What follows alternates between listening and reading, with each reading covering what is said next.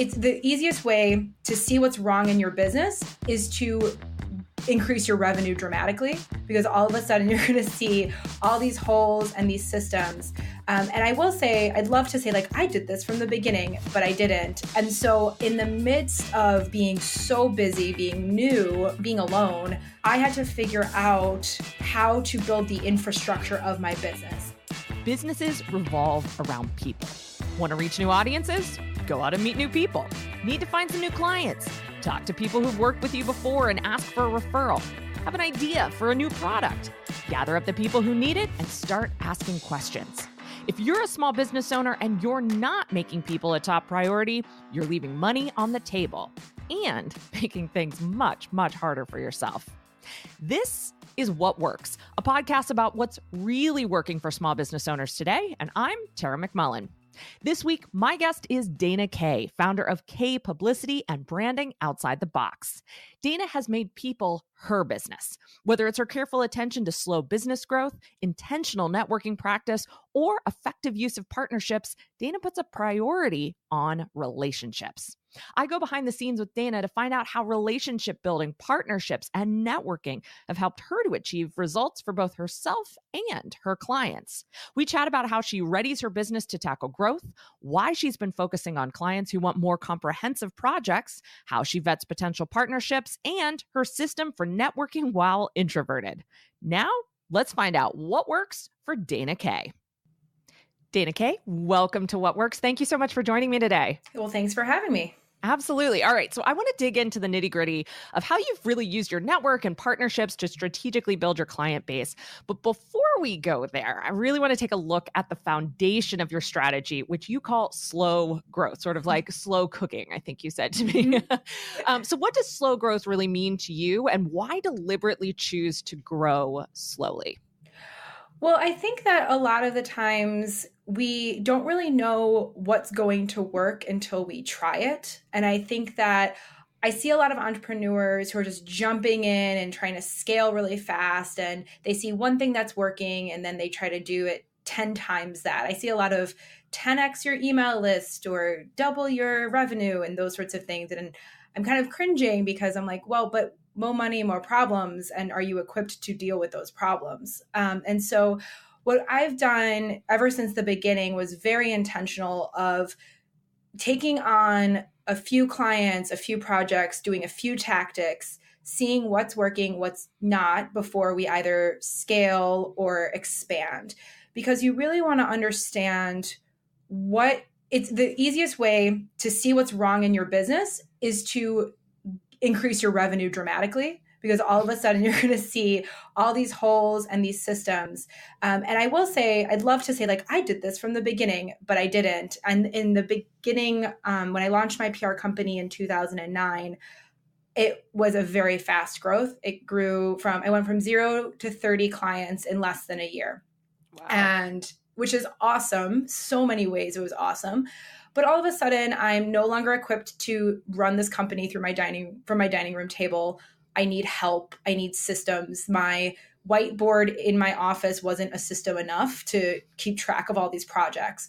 And so in the midst of being so busy, being new, being, serving a bunch of clients, being alone, I had to figure out how to build the infrastructure of my business. And I suspect that a lot of entrepreneurs do the same thing. Like they start out an Etsy store thinking they're going to do this as a side hustle. And then all of a sudden it explodes and they're like, oh, I have no fulfillment system, or how am I going to manufacture? Or do I need to buy more supplies? And so from then on, all the growth we did was very intentional, meaning we only took on a certain amount of new business each year. If we did take on a really big client, which there's been a few of those over the years, we had like a 3 to 6 month lead time before the client started. So we could build the infrastructure, staff up if need be, test some different systems to see if they work before the client actually came on.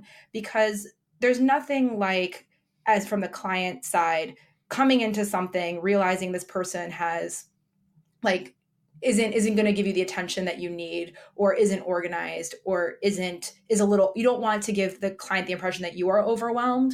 So by growing slowly, you're going to improve the client's experience. You're going to hone your skills. You're going to become an expert in a few things rather than a mediocre person in lots of different things. And so I think by slowing down, focusing on the types of clients you really want to work with, on the projects and services you really want to offer, you're going to offer a higher level of customer service, just overall be better at your job. And I would predict be happier and less stressed, which I think we all want. Amen to that. I think that's such a great point that, we're used to hearing this message of scale, scale, scale, market, market, market, sell, sell, sell, grow, grow, grow. I mean, it's deafening sometimes. And I think you think that, I think it's easy to think that you're doing something wrong if you're focusing on something other than marketing and sales. And it's not that those things aren't important, obviously, but like you said, if you don't have the capacity to take on those clients, to take on those customers, to serve them, to deliver the product that you have, then you're going to have big problems. And those big problems are going to come back to bite you in a big way later on. Not that I speak from experience or anything either, right? So, all right. So let's, just to get a few more details on this slow growth piece. What are some of the things, what are maybe some of the ideas that you've come up with over the years that you've decided not to do, or that you've avoided because you really wanted to keep that careful eye for balancing, managing your capacity alongside managing your growth? Yeah. So on the service provider end and the one-to-one end, we have only taken on clients that are going to do a comprehensive campaign. In the beginning, so we do book publicity. So we work with authors and publishers to bring the books to market, getting reviews, interviews, scheduling events, helping the author with their social media, with their brand message, all of those things. And in the beginning, you would have some people saying things like, hey, I'm going to Omaha, Nebraska, and I just need local media outreach. Or my media outreach is cool. I just need someone to help me with my social media, or I just need this, or I just need that. And again, when you're first starting out, I'm saying the first year I said yes to a lot of things. And so I was like, sure, I can do that. Why not? But what happens is those little short-term projects they're not as time consuming per se, but the amount of time of bookkeeping and client relations that you're spending per client, that ratio is way greater because you're spending less time doing the actual work. So onboarding a client, whether they're paying 10 grand or 500, is the same. You have to invoice, you have to get their information. I have to talk to their in-house team. I have to get them up on the website. I have to do an online eval. Like all those things are the same regardless. And so by saying no to a lot of those projects, I was able to keep myself open for those bigger clients where I can serve them completely and just do what needs to be done. And by filling my roster with those clients, I'm able to serve a smaller list of clients in a bigger way. And ultimately, they appreciate that a lot more. I think all of our clients really appreciate that we are reminding them that they have a radio interview that morning, or that we're texting them the night of their event to see how it went or to wish them good luck. And that personal touch you just can't do when you're chasing down like 50 different people. And so on the service end, that's one of the things that I've been really mindful of only taking on clients, one, who are the right fit. I read all their books. I talk to them extensively on the phone. I want to make sure that anyone we take on, like, I'm going to like working with, because we talk to these people a lot. And I don't want, to see a client's number come up on my phone and want to dodge it.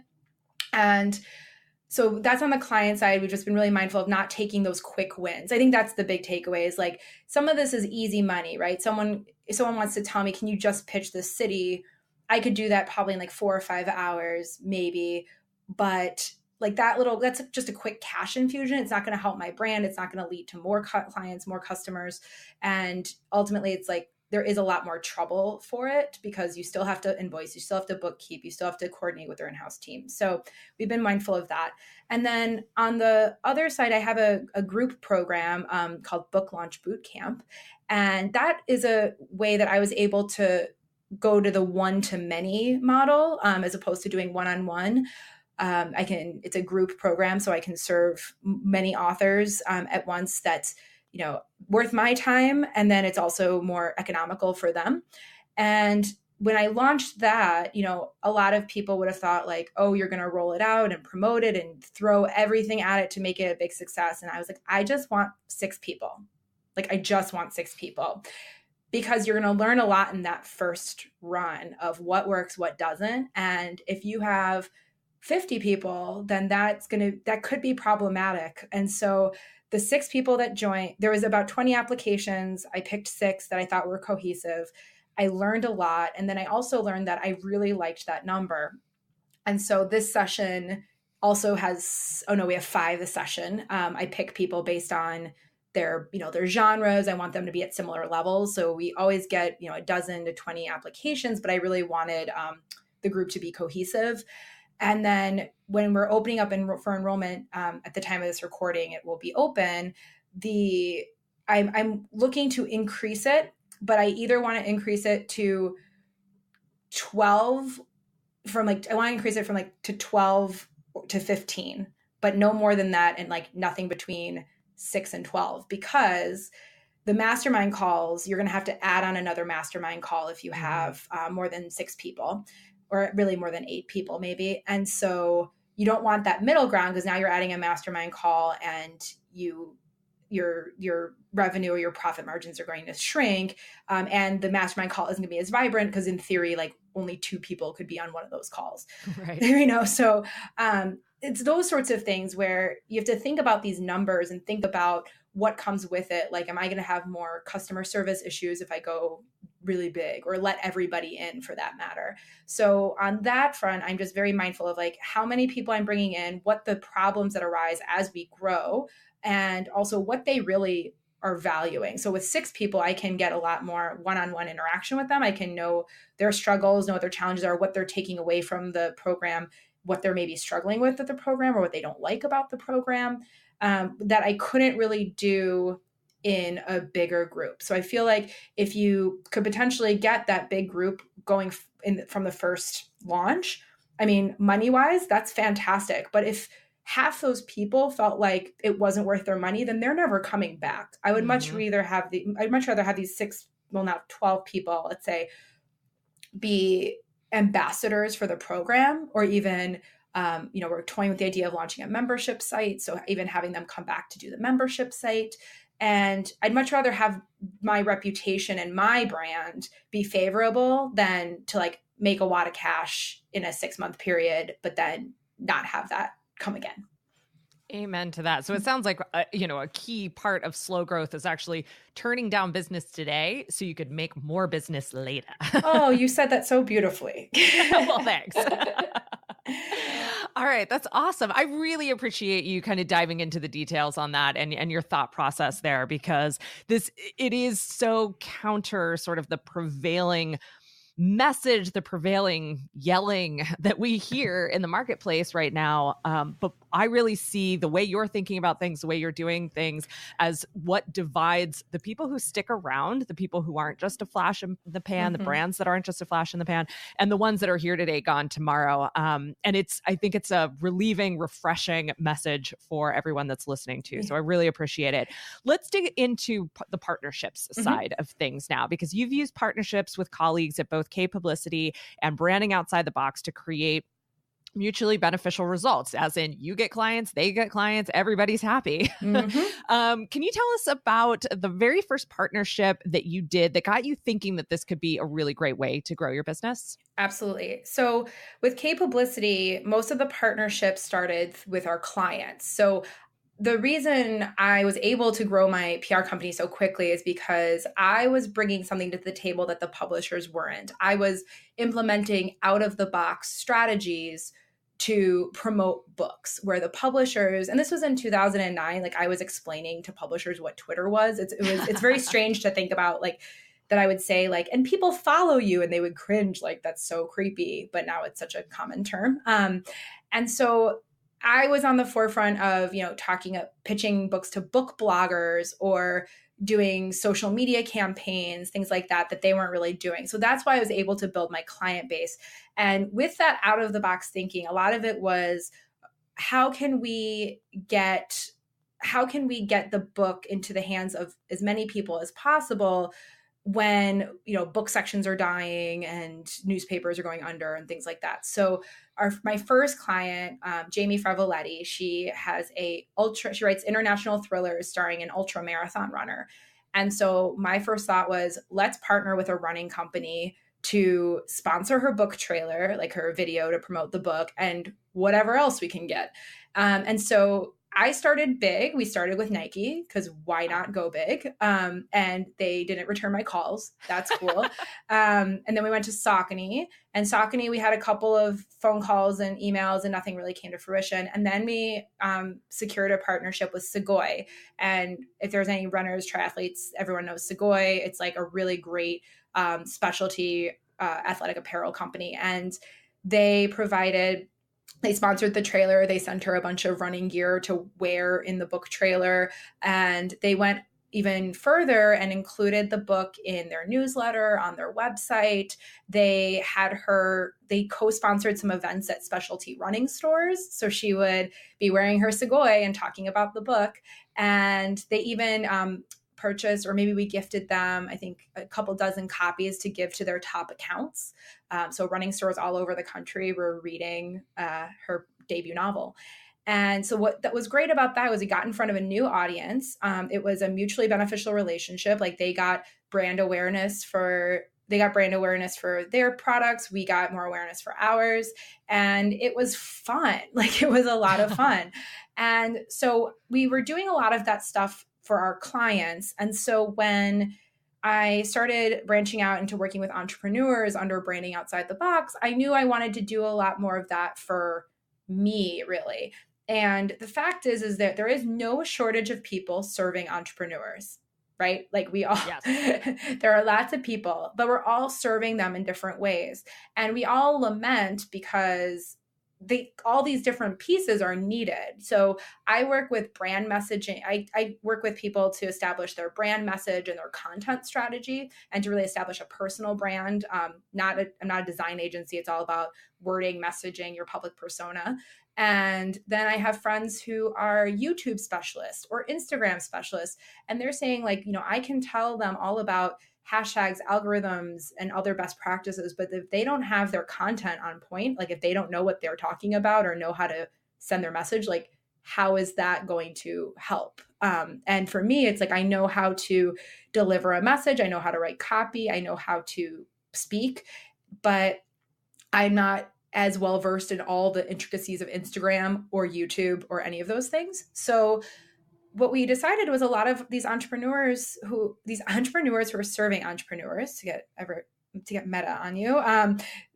We all partnered in various ways so that we can better educate our audiences. And I think that that's really the core of it. And of course, like leading to clients and leading to purchases is all good, but the more people can be aware of what they really need to do and comb through all the nonsense, the better it is for all. Like high tides raise all boats. So now that my clients, one of Trina Little, who's a YouTube strategist, did a webinar for our audience. And now that they know what YouTube is about and how to leverage it and how it differentiates between other social media platforms, they are able to decide, okay, YouTube is for me. I'm going to invest and this is how I do it. Or they can decide, you know what? I don't want to do YouTube. It's not for me. I don't need it.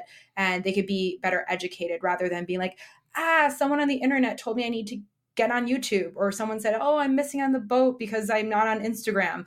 Instead, people trust me. My mailing list trusts me. And so I am bringing in trusted experts so they know, okay, don't Google things on the internet. Just go to your trusted person and find out. I told someone, it's like I'm a parent, and when my wife was pregnant, or like when we were kids, like you don't Google forums of like what to do with your kid. Like you just ask your pediatrician. Like don't Google like, is this dangerous for my kid, or is my kid normal? Like you don't listen to random people on the internet. You listen to your pediatrician or your trusted friends. So that's really what these partnerships have done for me, is being able to get in front of other people's audiences as well as bring people to my audience that they can trust. Awesome. We'll hear more from Dana in just a bit, but now it's time to hear from our What Works partners. Mighty Networks powers brands and businesses like yours that bring people together. Gearing up to launch a website or blog in 2019? Here's a better idea. Build an online brand that brings people together. Until recently, online business owners like us had to use an array of different platforms, all with separate audiences to build our brands. One platform for courses, another for events, another for your content, and yet another for your community. Not only do none of these platforms work together, but forget about mobile, where we all know people are spending the majority of their time today. At Co-Commercial, we faced the same challenge until we found Mighty Networks. With a Mighty Network, online business owners just like you can bring all their business assets together in one place. Your website, your content, your courses, your community, your events, online and off, and you can charge for them, all while building your brand.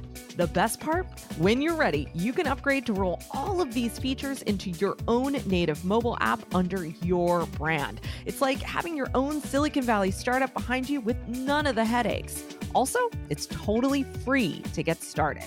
At Co-Commercial, we use Mighty Networks to bring together our interactive learning experiences, community roundtables, events, conversations, and behind-the-scenes content all in one place. Visit mightynetworks.com to see more examples of brands bringing people together via events, classes, memberships, content, and more. Mighty Networks is the easiest way to take your business to the next level.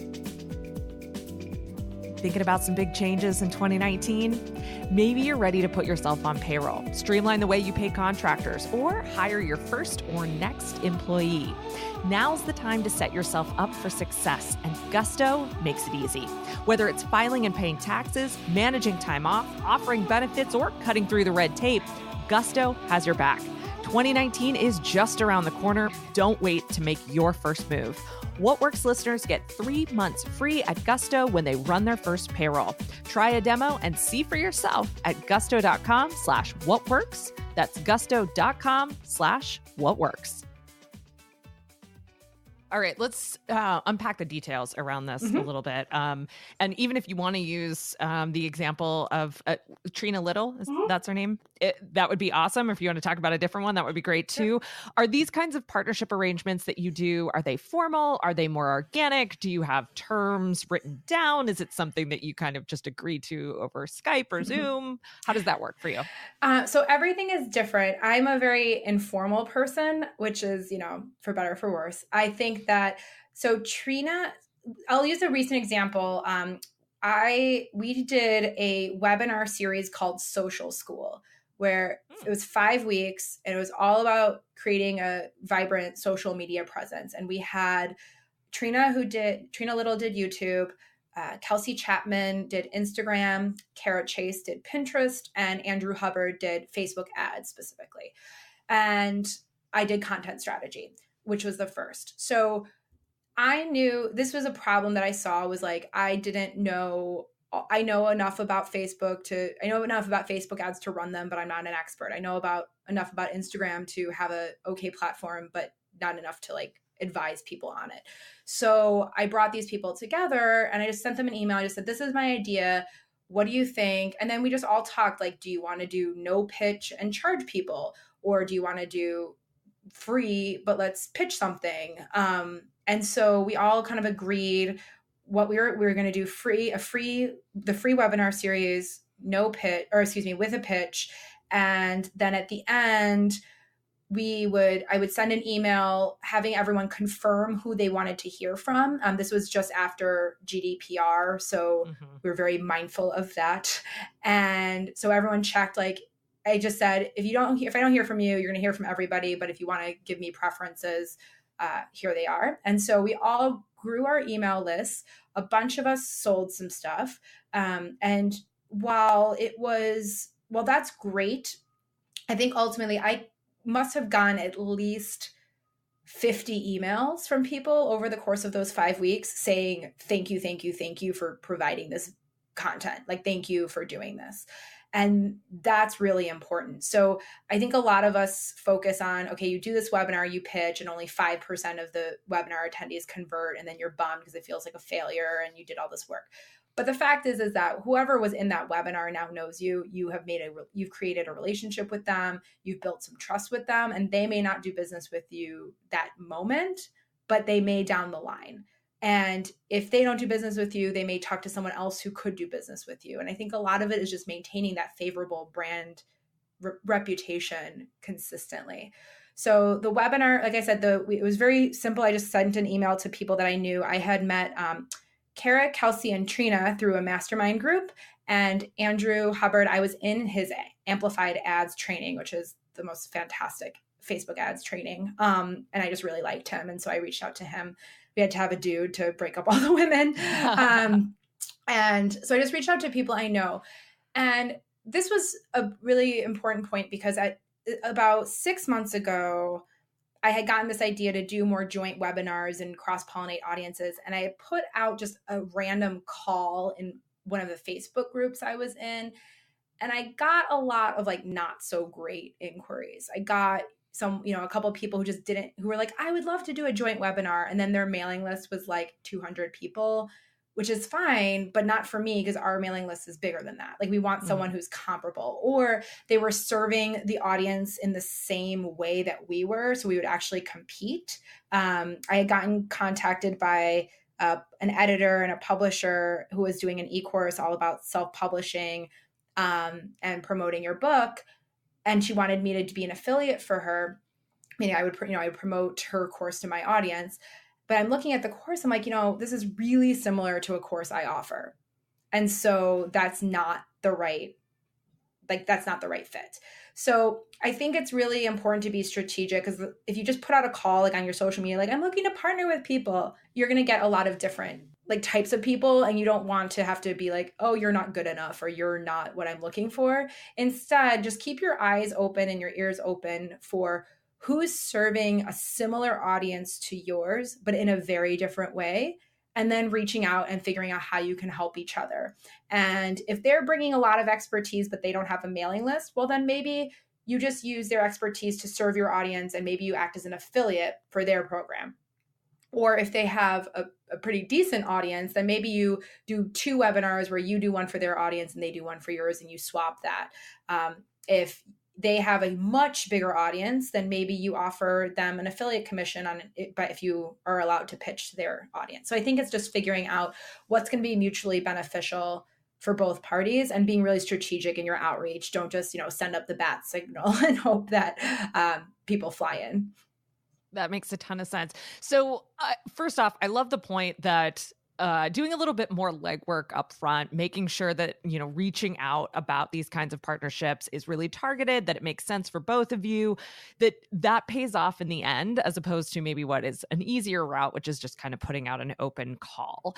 And I think that ties really beautifully back into the idea of slow growth too. But it also makes me think that then you've got to be investing pretty heavily, time-wise, maybe money-wise, definitely energy-wise, into consistently keeping your network growing, making sure that you're nurturing relationships with people. What's your process for that? How much time during the week or during the month are you spending nurturing or developing new relationships so that you can keep this network growing? It's so funny that you said that, because my wife and I just were talking about that, how I had helped her. I train everything she knows about networking. She learned from me, and now she has surpassed me in so many ways. That's awesome. And she takes a lunch with somebody every single day.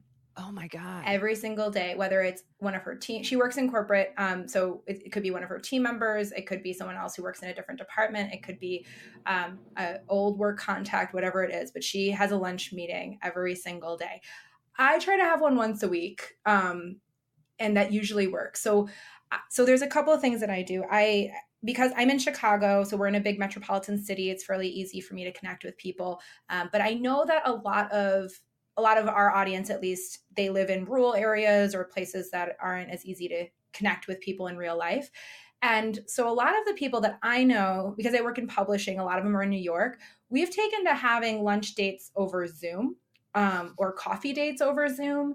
And that's been really great. Like I can't describe the what it is to be like a face-to-face, to have that face-to-face interaction. And so it just makes a difference. It's not like the phone, and it's not like, a formal meeting. It's really just catching up and finding out, what are they working on? What are they excited about? Telling them what you're working on, what you're excited about, and just keeping the ideas flowing on how, if anything, like it doesn't have to lead to anything, you could potentially work together. So if you are able to make it, I try to make it a goal to connect with somebody, usually in person, but sometimes on Zoom once a week. And I also have a couple systems. I have in Asana, I have a recurring task. I have a couple recurring tasks in our task manager that are networking related. Actually, no one knows about this, but every week I have a task that says write a thank you note. And Nice. it's like, I've been doing this since this was my New Year's resolution. I can't believe it's like almost the end of the year and I'm still doing it. But I wanted to make a weekly expression of gratitude. So I every week have this task that comes up. I write a thank you note to someone in my network who has helped me either through referring business or introducing me to somebody or elevating my platform or someone who did me a favor. And I write them a thank you note. I write someone a thank you note every week. And this is a really easy way to make connections and stay current, because even though you may not get a response, like you're getting in front of them without being salesy or needy. You're just saying thanks, and we could all use more gratitude in our lives. And so that's one way. And then I also have, if I touch base with somebody, let's say I have a meeting, and then we say something like, oh, let's get together next quarter to talk about X. That immediately goes in Asana. That next quarter I put in a task to follow up with them and schedule something, because I find that if you do it right away, it gets lost. But if you don't do it, then you may not do it. So I usually use Asana as my tracker to make sure I'm staying on top of these contacts. That's phenomenal. You kind of already answered this, but I'm going to ask it Sure. anyhow to see if there's any other tips that you have or things that you're thinking about on these kind of Zoom coffee dates or lunch dates. I know that this is a really important thing that I should be doing more of. I used to do more of them. I am a very introverted person, and I find that they are, unless I know the person already, those kinds of calls to me feel very awkward. You know, where you are just kind of feeling each other out. Do you have a kind of framework or a kind of outline that you're thinking through in your head, or does that just feel really natural to you and you don't think about it and I just need to get over it? No, I am a fellow introvert. Okay, great. It is completely draining to talk to somebody who, especially you don't know, and to try to be charming and witty and get all your points across. I do a lot of I speak at a lot of conferences, and I have to after 4 hours in the public, the bar or whatever, I have to go in my hotel room and, watch an hour of Office reruns or something. Right. And so I feel your pain. And the technique I use is I lead with honest, authentic curiosity. And I find that people love to talk about themselves, and that if you keep asking them questions and letting the other person talk, not only will they think of the conversation more favorably, but it also takes a lot of the pressure off of you to be charming and witty. And I use, and actually I can send you the link. I have a networking for introverts video that I can send, and hopefully our fellow introverts can get a kick out of it. Yeah. But it's really all about how, if you are asking questions and you're learning, you're going to be able to network in a more meaningful way. So when you learn about the person, you learn their needs and you learn their struggles, and you are just listening, you get a lot of information. And anytime I'm listening, I'm always thinking about, oh, that's interesting. I bet I could help them in this way. I'm always thinking about how I can help them. And so when you're doing these meetings, you're not looking for is this person going to help me, or when can I pitch my product, or whatever it is. You're genuinely asking them questions and learning. And you're figuring out ways that you can help them. And then in that follow-up email, when you write an email saying thanks for lunch or thanks for the Zoom or whatever, you follow up with some action item saying I was just thinking about this person that I think you guys would connect. Can I introduce you via email? Or we were talking about this article and here's the link to it. Something that shows that you were listening, that shows that you are mindful, that you're not just let's stay in touch. There's some sort of meaningful follow-up. I hate when people are meeting me at conferences, or I'm meeting people at conferences and they give me their business card and I'm like, all right, what do you want me to do with it? Right. Why do I have it? Is it just so I have your email? And what I do when I swap my business cards, and I say, let me give you my card. I'd love to introduce you to this person. Or, hey, here's my card. Shoot me an email and I'll send you that resource we were talking about. and doing some sort of meaningful follow-up rather than the standard, like, let's keep in touch. Because my response is, well, why? Why do we need to keep in touch?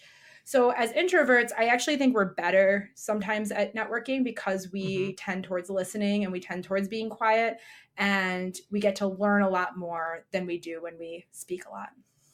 Oh, that was so helpful. Thank you. My pleasure. And please send us that video because we can put that in our show notes as well. I think I've got one more question before we start to wrap up here. And that's just, kind of getting back to the partnerships piece. Do you have a goal or a schedule that you try and follow in terms of building these kinds of partnerships into your business, so that you've got a steady flow of new clients or new email subscribers coming in? Or is it something that when it comes up, great, or when an idea strikes you, great, but it's not something you've got your eye on? How does that work? Well, we're all type A entrepreneurs. We have goals. So I think that the partnerships are they're a tactic. Like, they are not a goal. They are a tactic that I use to reach my goal. And so, for example, we have for publicity, I have identified that our number one referral stream is literary agents. It makes total sense because literary agents, these are the people that sell the manuscript to the publisher and they receive a cut of royalties. So the more books that sell, the more money they make. And therefore, a literary agent has a vested interest in making sure their clients work with a quality publicist. Because in theory, the more media coverage we get, the more books that will sell. And so I make it a point to network with literary agents. That is more of an ongoing, regular basis, just because I know that they are the ones who are going to refer me the most clients. So like if we get trade publications, so I see this person at this agency made this sale and sold this book, I'll email them just a quick congratulations on the sale. Sounds like a great book. And that's it. No pitching, no nothing. Just, again, gratitude, congratulations, those sorts of touch points. So that's an ongoing basis. For the other things, we have goals when it comes to, if I'm launching a new product, I know that, let's say I'm launching it via a webinar. I know I need 500 people in the webinar to hit my goal for signups. And so I know that I don't have enough people on my mailing list and I don't want to spend as much on Facebook ads to get 500 people in the webinar. I need to partner with somebody. So who can I partner with? And then I think, okay, this product is going to appeal to this audience. So maybe I'll reach out to this person in my network, or I'll ask for a referral. Like maybe there's no one in your network that works, but like maybe your network knows somebody. And so you can ask, like, I'm trying to reach people who serve this audience and would be interested in this service. Do you know anybody? And you can reach partnerships that way. So I would say I tend to map out my sign up goals, my revenue goals, whatever those numbers are. And then I backtrack and I figure out a way to get there. That being said, I also have a lot of things coming at me. This is actually a tricky thing for me. I have intense FOMO. And so when I get I was in a mastermind called Freshly Implemented with Amber McHugh, who rocks. And she does a planathon every year, and there's an affiliate program and all those things. And I was an affiliate for her last year. And then this year, it just doesn't work with my promotion schedule. And I knew that, like, intellectually, I understand that. I can't do that this year because I have other things. But in my Instagram feed, I'm seeing all like my friends promoting the planathon. And I'm just like, oh, maybe I should have done that. Maybe I should still get on that. That's not like, no, we already had a plan. Just stick with your plan. That's ridiculous. And it's the same goes for other people. I get emails saying that, oh, hey, I have my new program. Would you want to be an affiliate? This is how, or like, can I do a webinar for your audience? And the truth is like, you can't say yes to everything. It goes back to that slow growth. Like you can't take on every project, every product. You have to stay the course. And so for me, that's a really big challenge, is feeling like I'm missing out if I don't do something, knowing that, she's going to do the planathon next year and maybe I'll plan for it a little better and maybe I'll promote it next year, or maybe I won't. Maybe I'll have a product or service of my own that I'm doing. So I think that a lot of it is strategic outwardly, meaning if you know you need to get to this goal and you need some help to get there, then you have to reach out. But you're also, the more you do these things, the more partnerships you have, the more you're involved in the online entrepreneur marketing community, the more inbound things you're going to get. And so you're also going to have to evaluate whether that makes sense. And sometimes it does. I had one of our quiz providers had like a sale or something for a week. And I'm like, oh, I don't really have anything going on. Let's get them on the podcast and let's, do an e-blast and let's see what we can shake out for this. But a lot of times it doesn't, your schedule may not work. So it's okay to say no. I love that. Awesome. Well, Dana, what's coming up next for you? What kind of projects are you working on? What are you excited about right now? So enrollment is open for Book Launch Bootcamp right now. It closes November 30th. So if you're an author and you have a book coming out this year, we're looking for people with books coming out in 2019. So that's kayepublicity.com/book launch bootcamp. And on the branding outside the box side, I'm really working on honing down the products that we currently have. I'm actually not launching anything new. I'm going through, we have 3 e-courses that I am going through now to like update videos, see if they're still aligned with my messaging and my mission, and planning some promotions for them in 2019. But my goal is to trim down this year and not launch anything new. That's awesome. And I know you mentioned that you've got a quiz that you're working on. Yeah. So this was a big thing with me. Like I like to say yes to people. I hate turning people down. And so I created a series of questions and things to determine whether or not this person will make a good partner for this project. And so I put it together in a quiz, and I'm going to share with you guys so you can evaluate when partnerships come your way or when you find someone who could potentially partner with you on something. You can take the quiz and really evaluate whether or not it's worth it. Fantastic. And where can we find that? I'm going to send you the link. Okay. Otherwise we can do it at brandingoutsidethebox.com/partnerships. Perfect. All right, Dana Kaye, thank you so much for this great conversation and for giving us a feel for what works for your business. Well, truly, thank you for partnering with me today and letting me talk with your audience. It's a pleasure. Take Dana's quiz to find out if your potential partnership is worth pursuing at brandingoutsidethebox.com/partnerships. And learn more about Dana's publicity services at kayepublicity.com. That's it for this week's episode of What Works. If you love getting a behind-the-scenes look at how real small business owners are making it work, please subscribe on Apple Podcasts or wherever you enjoy listening. We also appreciate you leaving a review and sharing the podcast with your friends or colleagues. What Works is produced by Rosie Mevius and edited by Marty Seafeld. Kristen Runvik prepares our show notes. Our opening music is by The Shrugs, and our ad music is by Marley Carroll. Tune in next week for another look at how small businesses actually work.